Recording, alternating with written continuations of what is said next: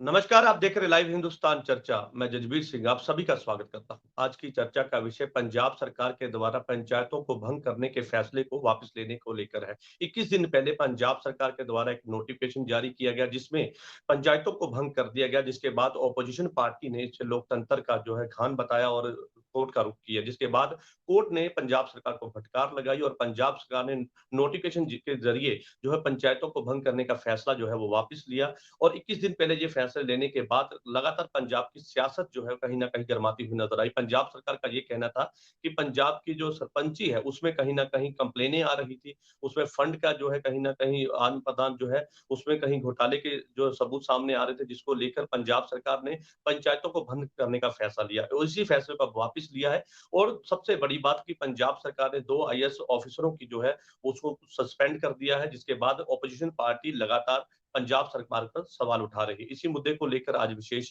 चर्चा है। इस चर्चा में हमारे साथ में विशेष पैनल हमारे साथ है। इस पैनल में हमारे साथ में आम आदमी पार्टी से रमनदीप चंदी हमारे साथ हैं और बीजेपी से हमारे साथ में कुलदीप धारीवाल हमारे साथ हैं। कांग्रेस से हमारे साथ में जसविंदर सिंह शेखावाली हमारे साथ है। आप सभी का इस चर्चा में बहुत-बहुत स्वागत है। चर्चा की शुरुआत रमन जी मैं आपसे करूँगा। आखिरकार पहले एक बार नोटिफिकेशन जारी किया जाता है जिसमें पंचायतों को भंग कर दिया जाता है। 21 दिन पहले ये नोटिफिकेशन जारी होता है।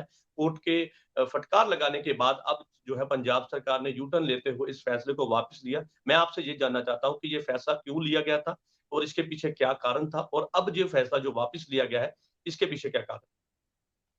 रमन जी। देखिए जसवीर जी, सबसे पहले तो बात ये है कि तकरीबन 5 महीने पहले पंजाब सरकार ने नोटिफिकेशन किया। पहले की सरकारें क्या करती थी, 2 या 3 महीने पहले नोटिफिकेशन हो जाता था।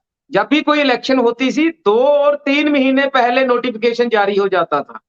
2 महीने ज्यादा पंजाब सरकार ने इसीलिए लिए है कि सबसे पहले तो पुराने फंडों की जो दुर्वरतों है उसकी जांच होना जरूरी है।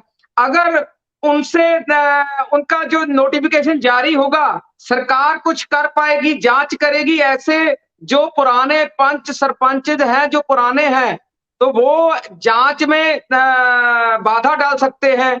नंबर 2 पर वार्डबंदी, नंबर 3 50% फीमेल के लिए और नंबर 4 सभी चीजों को करने के लिए अगर इसमें ज्यादा बाधा सबसे ज्यादा बाधा आई है तो इसलिए आई है कि ऊपर से फ्लड्स आ गए। जितनी भी डिपार्टमेंट्स के कर्मचारियों की ड्यूटी लगाई गई थी उनमें से ज्यादातर उन 7-8 जिलों में उनकी ड्यूटी लगानी पड़ गई फ्लड्स के कारण। तो इसी वजह से पंजाब सरकार के जो सीनियर अफसर साहबान है वो काम नहीं कर पाए और इसीलिए पंचायत विभाग के 2 आईएएस अफसरों को पंजाब सरकार ने निलंबित किया है। सो आने वाले समय में मैं एक बात बता देता हूं, जिस तरह से विरोधी पार्टियों के नेता कल से ये बोल रहे हैं कि लोकतंत्र की जीत हुई है, इसमें ऐसी कोई बात नहीं है कि इलेक्शन आगे या पीछे होगी। जो समय पहले पंजाब सरकार ने बताया था उसी समय चलिए जी, पर पंजाब में यहाँ मैं इलेक्शन ये होगा। जानना चाहता था कि 2 आईएएस ऑफिसरों की जो जिनको सस्पेंड कर दिया गया, जिनके ऊपर ये गार्ड गिरी है, क्या कारण रहा? क्या उन्होंने मिसगाइड किया था? क्योंकि लगातार सरकार तो ये कहती है कि हमने इसलिए उनको जो सस्पेंड कर दिया है कि उन्होंने सही तरीके के साथ जानकारी नहीं दी, जिसके चलते उनको जो देखिए है सस्पेंड कर दिया गया। रूलिंग पार्टी में जब भी कोई डेमोक्रेसी सीनियर अफसर साहबान काम करते हैं तो अगर सरकार को कोई भी अफसर साहबान गुमराह करेगा या लाइन हटाकर कोई अपने सुझाव देने की कोशिश करेगा तो गाज उस पर गिरेगी। नंबर 1। नंबर 2, जब नोटिफिकेशन सरकार ने जारी कर दिया तो डेमोक्रेसी का दायित्व बनता है ये कि वो सही तरीके से उस काम की ओर जुट जाए ताकि उस काम की शुरुआत हो सके और टाइम टू टाइम काम पूरा हो सके। लेकिन ऐसा रिजल्ट उन्होंने नहीं दिया, इसलिए उनको निलंबित करना पड़ा। चलिए टेक्निकल तरीके के साथ मैं आपसे समझना चाहूंगा, लेकिन उससे पहले मैं जो अपने बाकी के मेहमानों का रुख करता हूं। कुलदीप धारीवाल हमारे साथ बीजेपी से है। सर क्या कहेंगे? एक तरफ जो ऑपोजिशन है वो ये कहती है कि लोकतंत्र की जीत हुई है, लेकिन ऐसे में सरकार कहती है कि उनके पास बहुत कंप्लेन थी जिसके चलते पंचायतों को भंग करने का फैसला नोटिफिकेशन जारी किया गया। लेकिन आईएएस ऑफिसर जिनके ऊपर सीधे तौर पर ये गार्ड गिरी है, उनके द्वारा सही ढंग से इंफॉर्मेशन नहीं दी गई, जिसके चलते उनको सस्पेंड कर दिया गया। उनके काम में खामी पाई गई है कि उन्होंने अपनी सलाह सही नहीं दी सरकार को, जिसके चलते उनको सस्पेंड कर दिया गया। कैसे देखते हैं सर? मन चांदी जी बोल करके गए हैं। मुझे तरस आ रहा था उनके ऊपर कि उनको आज भेज दिया गया बोलने के लिए, तो उनके पास कुछ बोलने के लिए है ही नहीं। तो जैसे सरकार ने पहले एक नादरशाही फरमान जारी किया और लोगों द्वारा चुनी हुई जो हमारी पंचायतें थी, जिसमें बीजेपी की ज्यादा पंचायतें नहीं थी, अगर आप इसको पॉलिटिकल एंगल से लें तो मैं बोल रहा हूं शायद बीजेपी की बहुत ज्यादा पंचायतें थी, तो मैं लोगों की तरफ से बोल रहा हूं, आम लोगों की तरफ से, जिसका नाम ये पार्टी यूज करती है। तो इन्होंने एक नादरशाही फरमान जारी कर दिया कि भाई आज से रात से पंचायतें खत्म, और फिर उसके ऊपर ऑफिसर्स को जो है इन्होंने बना दिया कि ये ऑफिसर्स ने गलत राय दे दी भाई साहब हमें, तो हम तो गुमराह हो गए। अरे भाई के साइन है, मुख्यमंत्री के साइन है, तो जब मुख्यमंत्री साहब के साइन है, उसके ऊपर पंचायत मंत्री भुल्लर के साइन है, तो भाई ऑफिसर कैसे गुनाहगार हो गए? अगर वो गुनहगार है तो ये भी गुनहगार है, तो पंचायत मंत्री को भी सरकार हटाओ। ये कहती है तो साहब, सरकार ये कहती है कि सही जानकारी नहीं दी, हिडन रखी गई एक लाइन जिसके चलते उनको जो सस्पेंड कर दिया भोले सरकार ये मुख्यमंत्री, कहती आज हमारे हमारे प्रधान जी ने, जाखड़ साहब ने प्रेस कॉन्फ्रेंस किया और उन्होंने पूरा पर्दाफाश किया। उन्होंने बोला कि ये अपने आप को कहते हैं मैं भोले मुख्यमंत्री हैं हम लोग, हमें तो पता ही नहीं चला भाई, ऑफिसर्स ने हमें गलत पढ़ा दिया। और इसका मतलब सीधा राजनीति में क्या है, आपको कुछ पता नहीं है, जो अफसर लेके आ जाते हैं आप उसी पे साइन कर देते हो, तो भी आप नहीं बचते। तो बात घूम फिर के वहां आ जाती है, नुकसान किसका हुआ? नुकसान हुआ पंजाब का। और इनको क्या, ये तो वही पंजाब का तेल, वही पंजाब का हेलीकॉप्टर, उसी को लेके बॉम्बे, और उसी को लेके मध्य प्रदेश, उसी को लेके छत्तीसगढ़। और क्योंकि वो बिना मुख्यमंत्री के तो जा नहीं सकता हेलीकॉप्टर, तो हमारा मुख्यमंत्री भी चाहिए, तो उसको अगवा कर लेते हैं, तो पंजाब में फिर हताशा, पंजाब में फिर कुछ पता नहीं, सर टॉपिक फिर आते समय हैं। की कमी है, मैं लौटूंगा सर आपके पास, उससे मैं पहले हमारे आता हूं सर, मैं आता हूं, बस एक मिनट सर, सर मैं लौटूंगा सर, टॉपिक। प्लीज सर मैं लौटूंगा सर आपके पास, शेख वाले साहब के पास मैं आता हूं। सर आपने सुना कि सरकार ये कहती है कि हमने इसलिए सस्पेंड कर दिया क्योंकि सही जानकारी नहीं दी, अपना काम सही ढंग से नहीं किया, सरकार को अपने फैसला लेने में कोई शर्मिंदगी नहीं है, सरकार ने लोक हित के लिए ये फैसला लिया था। लेकिन ऐसे में सरकार अभी भी अड़ी है कि ठीक है अभी नहीं हो पाया तो 2 महीने के बाद कर लेंगे, लेकिन सर्वसम्मति के साथ में पंचायती चुनाव, और जहां हम कह सकते हैं कि सर्वसम्मति के साथ में सरपंच चुने जाएंगे, उसमें लोगों का फायदा है, लोक हित की बात कर रहे हैं। देखिए जजवीर जी, मैं सुन रहा था रमन चांदी जी की बात, ये बोल रहे थे कि बहुत बड़े भ्रष्टाचार होने की आशंका थी। देखिए अगर आशंका को देखते हम किसी को सस्पेंड कर देंगे, आशंका को देखते हुए किसी ऑफिसर को निकाल देंगे, तो कैसे काम चलेगा? सरकार का काम क्या है? ये बोल रहे थे कि हमें बहुत सी शिकायतें मिली थी, कंप्लेंट्स थी। कंप्लेंट्स ऐसा थोड़ी है कि गवर्नमेंट के पास कोई कंप्लेंट आ गई उसने मान ली। गवर्नमेंट का काम बनता है, उनकी ड्यूटी है उसकी जांच कराएं, और जांच में क्या निकल कर सामने आता है उसके हिसाब से उस पर कार्रवाई करें। ये जो आज इन्होंने अपना पूरे का पूरी जो इनकी विफलता थी, उनको 2 ऑफिसर्स पर निकाल दिया, एक खैरा और एक शायद तिवाड़ी है उसका नाम, उन पर निकाल दिया। सो ये विफलता किसकी है? भगवंत मान की है। भगवंत मान हर वक्त क्या बोलता है, सब कुछ मेरे को पता है और किसी को कुछ नहीं पता। पहले बोलते थे जब हमारी गवर्नमेंट थी, तब भगवंत मान बोलते थे कि गवर्नमेंट वालों को कुछ नहीं पता, सीएम को कुछ नहीं पता, हम आएंगे तब ये काम करेंगे। यहाँ पर एक टेक्निकल तरीके के साथ देखिए सर, टेक्निकल तरीके के साथ समझा जाए तो इन आईएएस ऑफिसरों की भी एक जिम्मेदारी बनती, गिरवा देते उस। जजवीर जी, आईएएस ऑफिसर की जिम्मेवारी बनती है सीएम के सामने फाइल रखना, उस फाइल को पढ़ना और उस पर डिस्कस करना, उस पर फैसला लेना, ये गवर्नमेंट की जिम्मेदारी है। ये मेनली चीफ मिनिस्टर की जिम्मेवारी है। पहले ये बोल रहे हैं कि हमको गुमराह किया गया, ये बताएं कि इनके सामने वो फाइल हुई, आई कि नहीं आई, इन्होंने ये नोटिफिकेशन जारी किया कि नहीं किया, और नोटिफिकेशन जारी करते समय क्या बोले कि ये लोग भ्रष्ट थे। अगर ये भ्रष्ट थे, ये जो सरपंच है लोगों के चुने हुए नुमाइंदे हैं, 1.5 साल से इसी गवर्नमेंट के साथ, आम आदमी पार्टी की गवर्नमेंट के साथ 1.5 साल से हाथ कंधे से कंधा मिलाकर काम कर रहे हैं। ये लोग किसी की पार्टी के नहीं होते। ये जो हमारी लोकल गवर्नमेंट है, जो पंचायत सुनी जाती है, ये जो पंचायत चुनाव होते हैं भाईचारा चुनाव होते हैं, वो किसी पार्टी के इलेक्शन सिंबल पर नहीं चुनकर आते कि वे झाड़ू वाले हो गए या तकड़ी वाले हो गए या कमल के फूल वाले हो गए या हाथ वाले हो गए। आप देखिए अभी भी चुनाव होंगे, सरपंच के चुनाव पर कोई पार्टी का इलेक्शन सिंबल नहीं होता। तो ये भाईचारा चुनाव है और ये जिसकी गवर्नमेंट होती है उसके साथ सरपंच को मिलकर चलना पड़ता है और उनके पास जो पावर्स होती हैं वो एग्जेक्टिव की पावर्स होती हैं। आज हमारे लोग कितनी बड़ी विपदा में है, बाढ़ में जो लोग गिरे हुए हैं, उनकी सपोर्ट किन लोगों ने करनी थी? ये पंचायत से ने करनी थी, पंचायतों ने करनी थी, सरपंचों ने करनी थी, एनजीओ के थ्रू, पर वो नहीं हो पाई। लोगों को एक तरह से विपदा में, दुविधा में डाल दिया। और आज अगर सुप्रीम कोर्ट ने दखल दिया है तो इन्होंने खुद का जो फैसला वापस लिया है। वापस लेने के लिए इनको मजबूर होना पड़ा है। बिल्कुल ये लोकतंत्र की जीत है जी। लेकिन सरकार तो देखिए सीधे तौर पर सरकार तो मानती है कि हमने ये फैसला लिया था, लेकिन जैसे कोर्ट ने आदेश किया तो हमने कोर्ट में जो है वापस ले लिया, नोटिफिकेशन जारी आज हो जाएगा। तो सीधे तौर पे कहें तो सरकार अपना फैसला वापस ले रही है। चलिए जवाब ले लेते हैं, रमन चंदी जी हमारे साथ। चंदी जी आपने मैं एक लाइनर ही देना जी, एक लाइनर मेरा भी जवाब ले लीजिएगा, फिर एक लाइनर ही देना, वो छूट गया था। एक चीज तो जो है कि जो नीचे से ऑफिसर्स हैं वो सिर्फ प्रपोज करते हैं, वो फैसला नहीं देते। फाइनल फैसला जो होता है वो सीनियर्स का ही होता है हमेशा, कोई भी जूनियर ऑफिसर हो। तो इसके लिए जिम्मेवार पंचायत मंत्री और मुख्यमंत्री है। दूसरी चीज, एक लाइन में बात करता हूं, जो 10,000 करोड़ का फंड जिसके बलबूते पर मुख्यमंत्री ने बोल दिया था मेरे पास बहुत पैसा पड़ा, मुझे कहीं देखने की जरूरत नहीं, वो फंड को मिस यूटिलाइज करना चाहती थी सरकार। ये बहुत बड़ा जो सामने आई है बात, पंचायतों को भंग करने के लिए वो 10,000 करोड़ के फंड को मिस यूटिलाइज करना चाहती थी। चलिए ठीक है, आपका सवाल आ गया। रमन चंदी जी से इसका जवाब ले लेते हैं। चंदी जी आपने सुना, ऑपोजिशन लगातार सवाल खड़े कर रही है, कई तरह के आरोप आपके ऊपर है सर। देखिए, सबसे पहले मैं कांग्रेस का जवाब देता हूं कि जिस तरह ये कहते हैं कि सरपंच कभी भी किसी पार्टी का नहीं होता, वो रूलिंग पार्टी का हो जाता है। मैं आपको ये बता देना चाहता हूं कि सरपंच हमेशा, ये ठीक है कि वो कभी किसी कांग्रेस या अकाली दल के चुनाव चिन्ह पर नहीं लड़ता है, लेकिन जब वो ऐलान करवाता है तो ये कांग्रेस का कैंडिडेट है, ये अकाली दल, ये बीजेपी, ये आम आदमी पार्टी का कैंडिडेट है।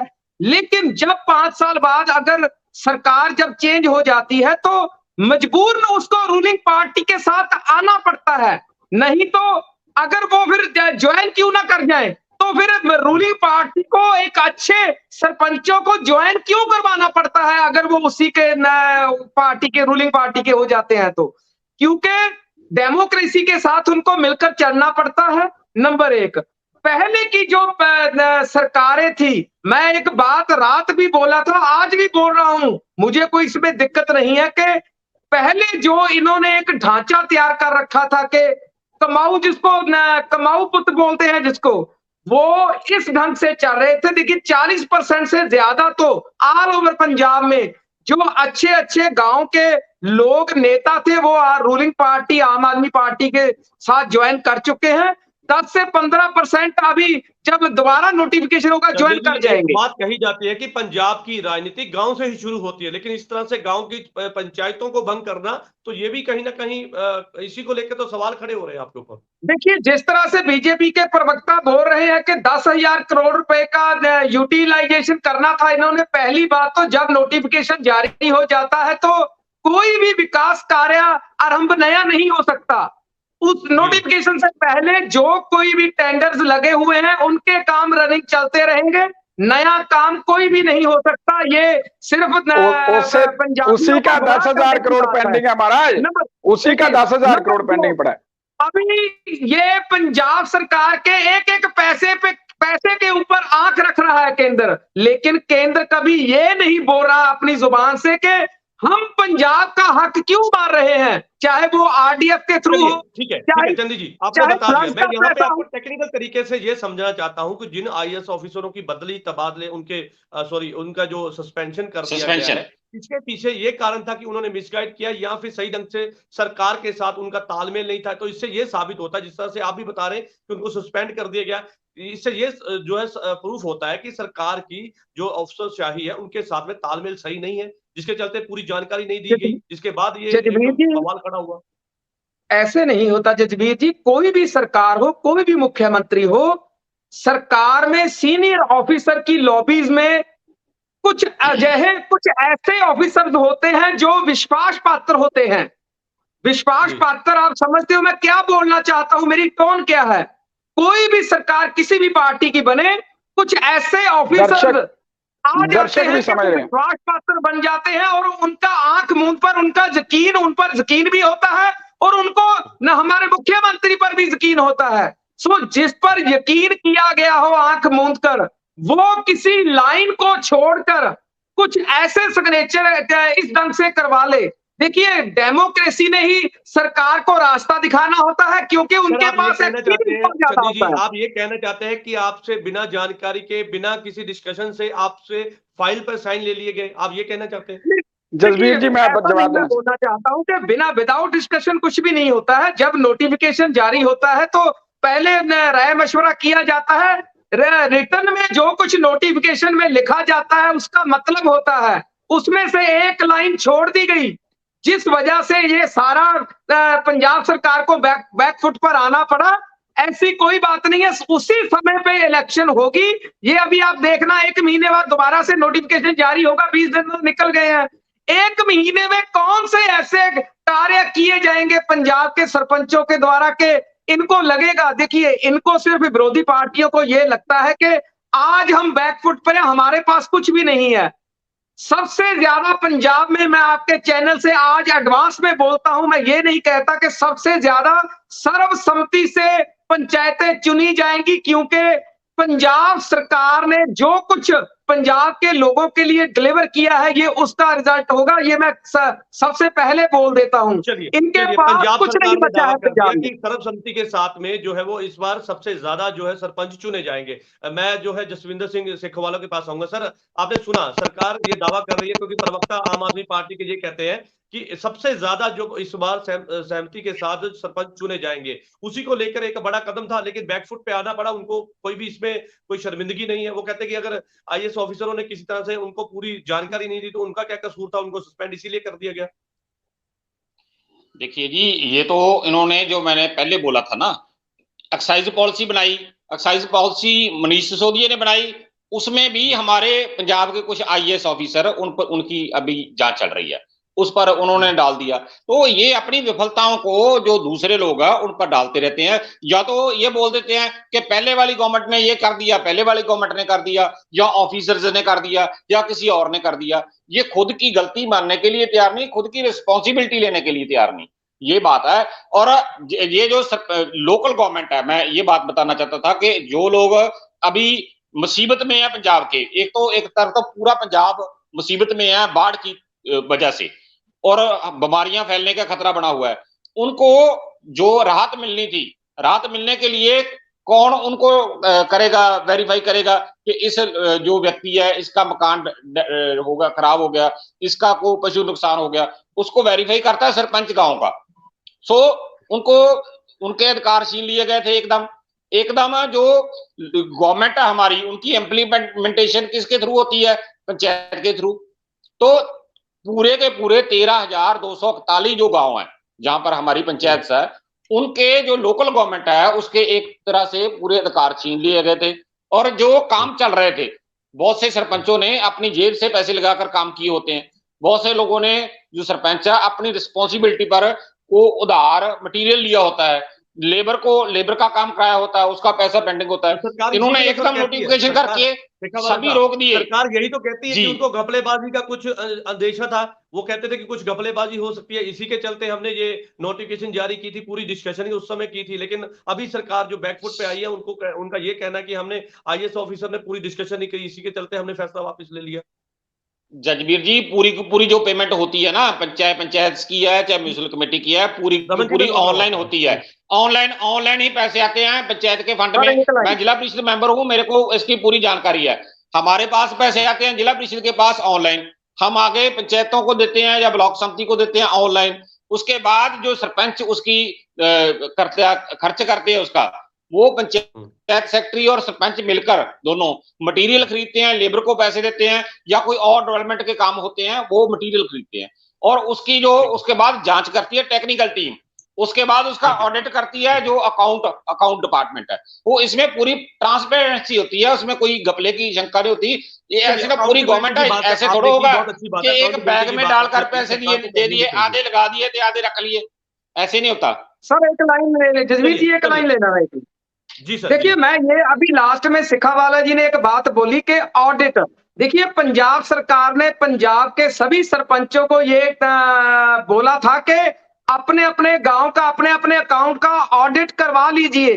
पिछले 15 साल से ज्यादा गांव का सरपंचों का ऑडिट बैलेंस पड़ा है। क्यों ऐसा क्यों पेंडिंग पड़ा रहता है, ये सोचने वाली बात है। 700 से ज्यादा ऊपर सरपंचों की कंप्लेंट्स है, जिसका 1,000 करोड़ रुपए का घपला बनता है। सर आपके पास धारीवाल साहब के पास आऊंगा, क्योंकि काफी देर से वो अपने समय की इंतजार कर रहे हैं। धारीवाल साहब, आपने सुना सरकार कहती है कि हमने लोक हित के लिए ये फैसला लिया था, और आपने देखा चैलेंज किया है और साफ तौर पर ये कहा है कि इस बार जो है सबसे ज्यादा जो सरपंच है सर्वसम्मति के साथ चुने जाएंगे। पंजाब में जो पहल की है वो उस पर जो कामयाब होगी सरकार।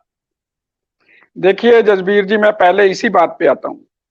देखिए सरपंच सर्वसम्मति के साथ चुने जाएं, इस पे सभी जो राजनीतिक पार्टियां खुश होंगी, सारा समाज भी खुश होगा, उससे कोई दिक्कत नहीं है किसी को। और ये बात जो मुख्यमंत्री साहब ने उनका स्टेटमेंट पहले जो आया था उसके ऊपर मैंने डिबेट्स की हैं।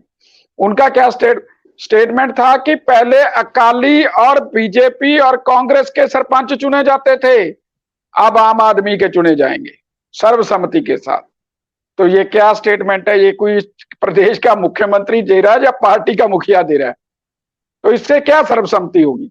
तो ये तो शरेआम इस बार जो है इनका था कि हम लोग चलाएंगे, हमारे तो जो पिछले बर्खास्त वो भ्रष्टाचारी अब जो हमारे साथ आ गया वो ठीक होगा। तो ये पूरी तानाशाही, और वो भी उस समय तानाशाही की जब पंजाब बाढ़ में ग्रस्त था। जैसे अभी सिखावाला साहब ने बता दिया कि सबसे ज्यादा जरूरत थी लोकल बॉडीज की, सरपंचों की सबसे ज्यादा जरूरत थी। उस समय पंजाब के साथ ये विश्वासघात किया 10,000 करोड़ के लिए। ये मैंने आपके सामने दर्शकों को बता दिया कि ये 10,000 करोड़ केजरीवाल जी को दिख गया था, राघव चड्ढा जी को दिख गया था। उन्होंने कह दिया कि मान साहब आप घूमो, ये हम निकालते हैं इस पॉकेट से, कैसे निकलेगा हम बताएंगे।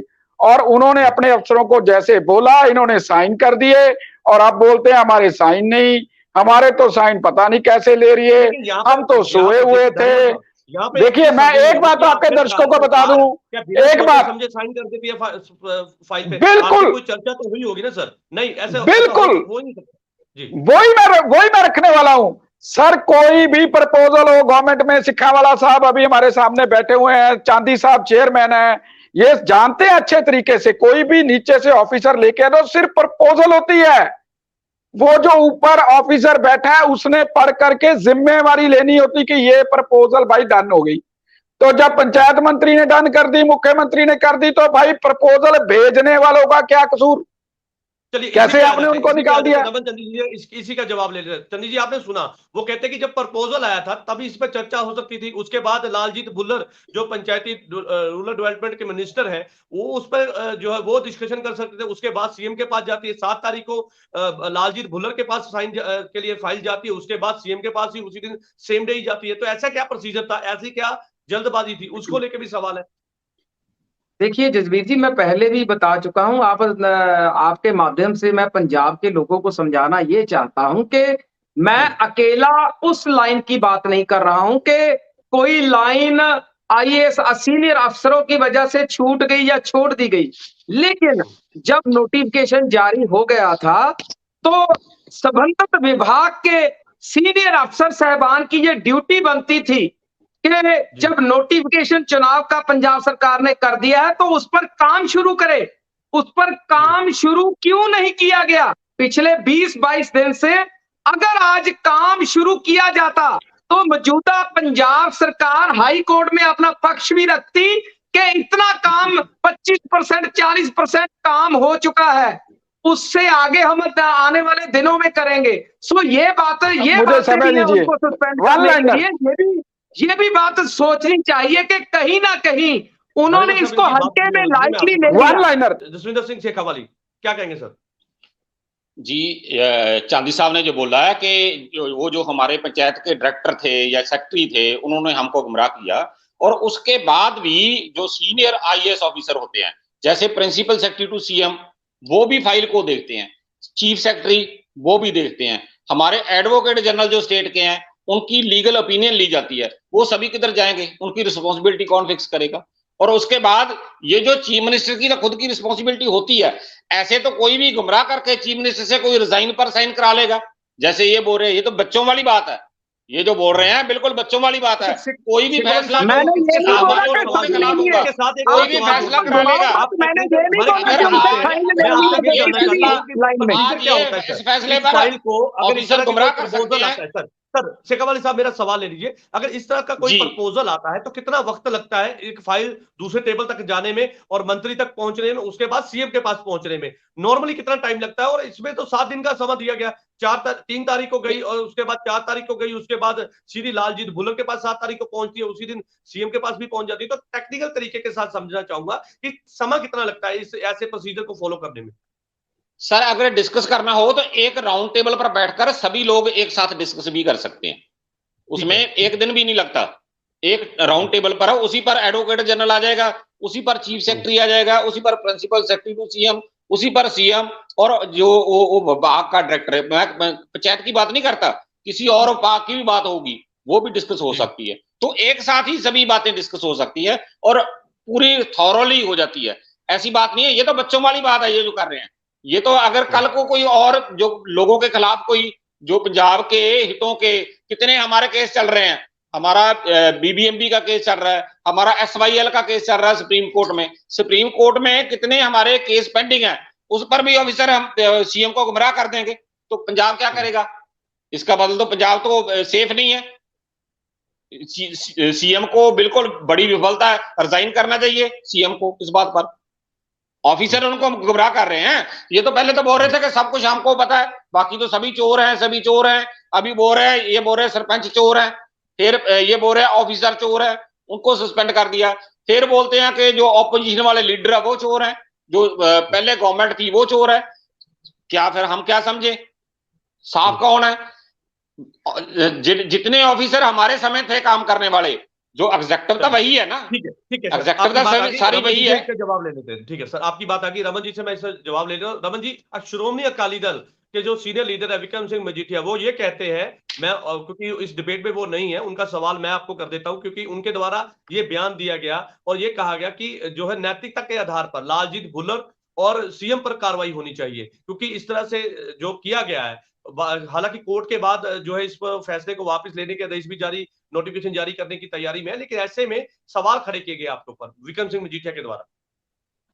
देखिए, सबसे पहले तो मैं, चलिए, उनका प्रवक्ता यहाँ पर नहीं है, विक्रमजीत मजीठिया जी को मैं सीरियस नहीं लेता हूँ, ना ही मैं ध्यान देता हूँ। उसका कारण ये है कि उनका व्यक्तित्व जिस तरह का है, इस तरह से वो शेरोचारी और तंज मारते हैं ताकि वो मीडिया और लोगों में अपनी हाइप है जो मेंटेन रख सके।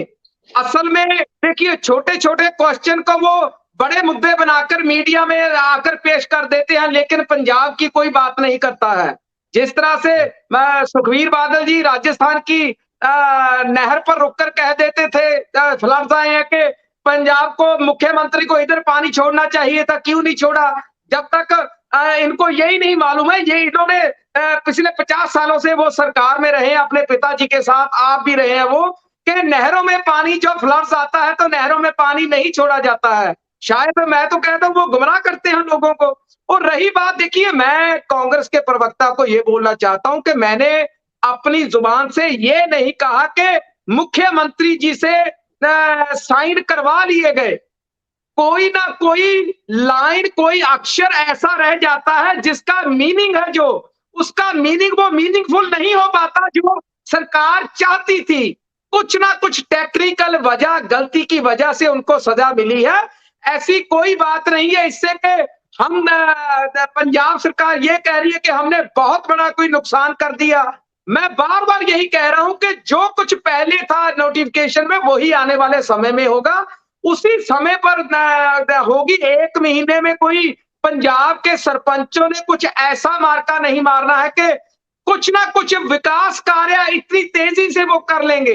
जो पैसा जिधर से आता है, चाहे वो मनरेगा का हो, चाहे वो अपने अभी ये बोल रहे थे कि पंजाब सरकार का हो, और एक और आता है, मेरे नाम नहीं याद आ रहा, ये सेंटर वाले बैठे हैं, मैं भूल, वित्त कमीशन का, दिमाग पर नाम नहीं आ रहा। प्लानिंग कमीशन, जिला 15 वित्त कमीशन का होवे, जिला परिषद का पैसा, ये सारा पैसा ਜਿਹੜਾ देखो ਇਹ ਸਾਲ 'ਚ 1 ਜਾਂ 2 ਵਾਰ ਆਉਂਦਾ ਮੇਰੇ ਖਿਆਲ ਦੇ ਵਿੱਚ। ਸੋ ਇਸ ਤਰ੍ਹਾਂ ਨਹੀਂ ਕਰਨਾ ਚਾਹੀਦਾ ਆਪਾਂ ਨੂੰ ਕਿ ਪੰਜਾਬ ਸਰਕਾਰ ਨੂੰ ਆਪਾਂ ਇਸ ਤਰ੍ਹਾਂ ਘੇਰਨ ਲੱਗਿਆ ਕਿ ਬਹੁਤ ਵੱਡੀ ਪੰਜਾਬ ਸਰਕਾਰ ਨੇ ਗਲਤੀ ਕਰ ਲਈ।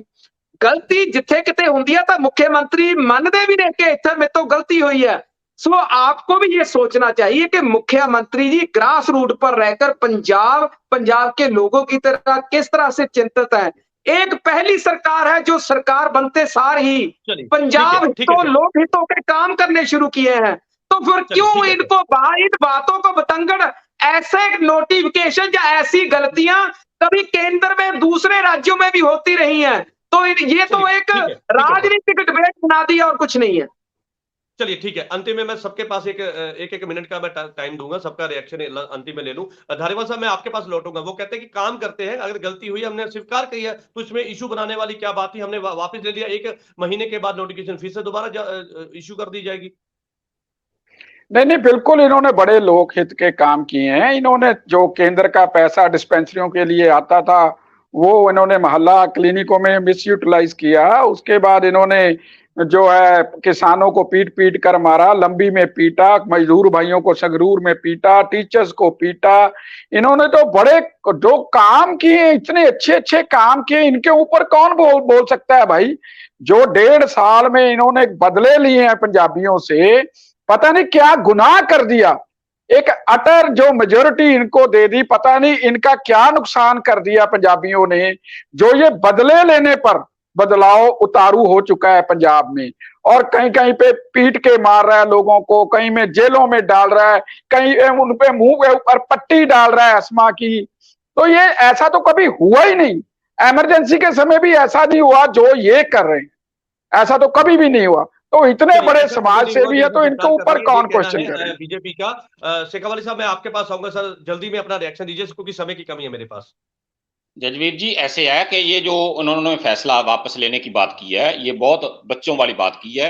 वो लोगों का जो विश्वास है, पंजाब के 3 करोड़ लोगों का विश्वास है इस गवर्नमेंट से उठ गया है बिल्कुल ही।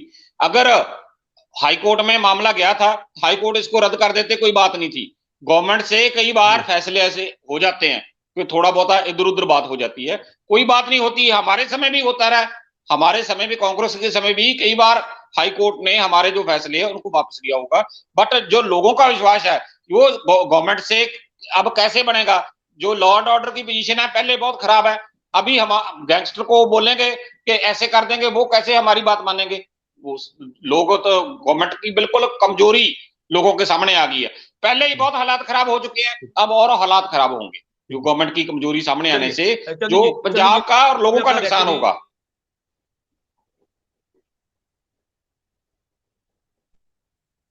जी आवाज आ रही है जल्दी। देखिए मैं बीजेपी के प्रवक्ता को ये बताना चाहता हूं कि 31,000 नौकरियां, ये आप सुन लीजिए, 600 से ऊपर जिसका आप बोल रहे हो कि आम आदमी क्लिनिक, 90% बिजली फ्री है पंजाब के लोगों की, 87% के करीब 271 डॉक्टर भर्ती किए हैं। अब सुन लीजिए, आप Singapore training school of candidates, BJP की हवा में 18 करोड़ रुपए पर किलोमीटर का 250 करोड़ रुपए पर किलोमीटर डालकर अपनी ऐशो आराम से 5 स्टार सुविधा के साथ पूरे हर राज्य में अपने ऑफिस बनाए हैं बीजेपी ने। इतने हजारों करोड़ रुपए कहां से आया। और कैग जो चांदी जी बेसिर पैर की बातें अब कोई नहीं सुनता, कोई नहीं सुनता इसको। सर आपकी बात आ गई, मैंने पूरा समय दिया है, समय की कमी है मेरे पास, समय की कमी के चलते आप सभी मेहमानों का इस चर्चा में जुड़ने के लिए बहुत बहुत धन्यवाद है। और आज की जो चर्चा थी वो इस मुद्दे को लेकर थी कि पंचायती भंग करने के फैसले को सरकार ने वापस लिया। हालांकि हाई कोर्ट से आदेश जारी किया गया कि ये कारण बताया जाए, जिसका समय भी मांगा गया पंजाब सरकार से कि हमें समय चाहिए चाहिए ताकि हम बता पाए कि अपनी बात रख पाए। लेकिन ऐसे में सरकार के द्वारा ये अपना फैसला वापस ले लिया गया और ये कहा गया कि इस फैसले को लेकर जो है वो सही ढंग के साथ इन्फॉर्मेशन जो थी वो आईएएस ऑफिसरों ने नहीं दी थी और सीधे तौर पर कहें तो डायरेक्टर और प्रिंसिपल सेक्रेटरी के ऊपर सीधे तौर पर गार्ड गिरती हुई नजर आई, उनको जो है सस्पेंड कर दिया गया है। और सरकार का ये कहना था कि इन्फॉर्मेशन सही ढंग से उनके द्वारा पास आउट नहीं की गई, जिसके बाद अब उनके ऊपर कार्रवाई बनती है, क्योंकि वो टेक्निकल तरीके के साथ वो समझा सकते थे कि ये चीज अगर इस तरह से नहीं तो इस तरह से हो सकती है। लेकिन ऐसे में सरकार को अपने फैसले को वापस लेना पड़ा। पंचायती जो भंग करने को लेकर लगातार ऑपोजिशन भी सवाल खड़े कर रही थी, अकाली दल की बात करें, कांग्रेस की बात करें, बीजेपी की बात करें, तो लगातार सभी पार्टियों ने इसका विरोध किया और लगातार धरने मुजाहरे भी किए, जिसके बाद कोर्ट का रुख किया गया और कोर्ट से ये आदेश जारी किया गया कि सरकार से जवाबदेही मांगी गई कि सरकार इस पर जवाबदेही दे कि आखिरकार ये पंचायतों को भंग करने के पीछे कारण क्या रहा। लेकिन ऐसे में सरकार के द्वारा भी अब जो है वो यू टर्न लेते हुए इस फैसले को वापस ले लिया गया है और समय की कमी के चलते इस चर्चा को यहीं पे समाप्त करते हैं। कल नई चर्चा के साथ आपके साथ फिर से जुड़ेंगे, तब तक के लिए दीजिए इजाजत। धन्यवाद।